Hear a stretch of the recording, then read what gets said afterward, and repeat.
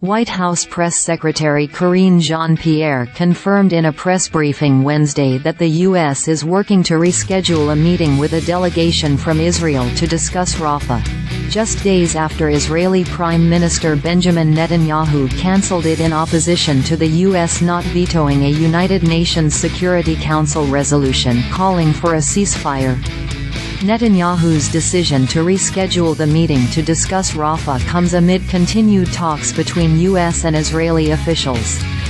U.S. Defense Secretary Lloyd Austin met with the Israeli Defense Minister, Yoav Gallant, on Tuesday at the Pentagon and reiterated the U.S.'s support for Israel, despite Netanyahu's initial move to cancel the meeting, saying, "The United States is Israel's closest friend, and that won't change."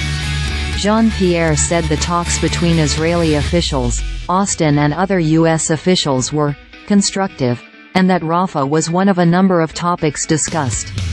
Netanyahu cancelled the meeting just minutes after the U.S. abstained from the UN vote Monday and the resolution calling for a ceasefire passed, making good on a threat he had previously made. The resolution called for a ceasefire during the Islamic holy month of Ramadan, the immediate and unconditional release of all hostages, and more access for humanitarian aid to Gaza. President Joe Biden had requested the delegation come to Washington to discuss Israel's planned operations in Rafah, which Vice President Kamala Harris said earlier this week would be a huge mistake, and U.S. military support for Israel. Netanyahu has continued to say he plans to invade Rafah in an attempt to destroy Hamas, despite opposition from world leaders who have warned an attack in Rafah would have severe humanitarian impacts due to the more than 1 million Palestinians seeking refuge in the town in southern Gaza.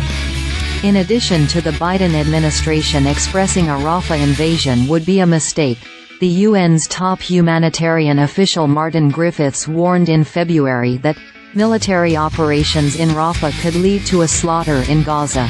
Netanyahu's office posted on X on Wednesday that the Prime Minister met with a bipartisan U.S. congressional delegation that was organized by the lobbying group American Israel Public Affairs Committee.